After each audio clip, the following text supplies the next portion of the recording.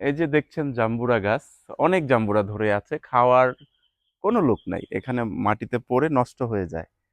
কারণ আমরা সবাই সাভারে থাকি, গ্রামে হয়তো বা বছরে একবার দুইবার আসা হয়। এবং এই যে আমার পিছনে যে বাড়িটি দেখতে পাচ্ছেন, এটি হচ্ছে সম্পর্কে আমার চাচা শ্বশুর হয়। এ লোক প্রায় ২ যুগ, মানে ২৪ বছর যাবত বাহিরে থাকে, বিদেশ থাকে ২৪ বছর যাবত। তার ছেলে মেয়ে বড় হয়ে গেছে। এখন সেই বাড়িটির কাজ করা শুরু করেছে, কিন্তু শেষ করতে পারছে না। কিছুদিন আগে ছুটিতে আসে, মোটামুটিভাবে করে আবার চলে যায়। এখন সে ওইখানে যাবে, ইনকাম করবে আর কমপ্লিট করবে। তো মানে এটা বলার উদ্দেশ্য এই যে আসলে সে সারা জীবন না পেল সংসার, কিছুই পেল না। ২ যুগ বাহিরে থেকে সে এই একটি বাড়ি, যে দেখেন আপনারা এখানে ৪-৫টা রুম হবে, হ্যাঁ, একতলা একটি বাড়ি।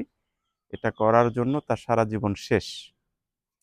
এটা ভোগ করবে হয়তোবা তার সন্তানরা। আসলে আমি যেটা বলতে চাচ্ছি, আসলে নিজের জীবন সর্বোচ্চ শেষ করে কোনো কিছু করার প্রয়োজন নেই। এই লোক হয়তোবা দেশে থাকলে এরকম বাড়ি হয়তোবা করতে পারতো না, হয়তোবা একটা টিন শেডে থাকা লাগতো, কিন্তু দিন শেষে সে তার পরিবারের সাথে থাকতো। আসলে অর্থ সম্পদ টাকা আমরা কোনো কিছুই নিয়ে যেতে পারবো না, সবকিছু রেখে যেতে হবে। অতএব অর্থ সম্পদের পিছনে না ছুটে, হ্যাঁ, বউ বাচ্চা রেখে এইভাবে জীবনের সর্বোচ্চ শেষ করে এরকম বাড়ি করার কোনো প্রয়োজন নেই।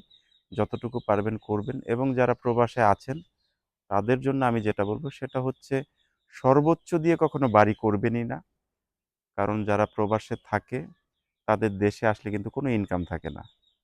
দেশে এসে যেন আপনি একটা বিজনেস করতে পারেন বা ইনকাম করতে পারেন, এরকম একটি ব্যবস্থা করবেন আগে। প্রথমত দেশে ইনকামের ব্যবস্থা করবেন, তারপর শখ পূরণ করবেন যে একটা বাড়ি করা দরকার। সেটা পরের বিষয়। কিন্তু আগে প্রথমে আপনারা দেশে একটি ইনকামের ব্যবস্থা করবেন। তো যাই হোক, আসলে অনেক কথা বলছি প্রবাসী ভাইরা। যদি আমার কথায় কোনো ভুল ত্রুটি থাকে ক্ষমা করবেন এবং ভালো থাকবেন।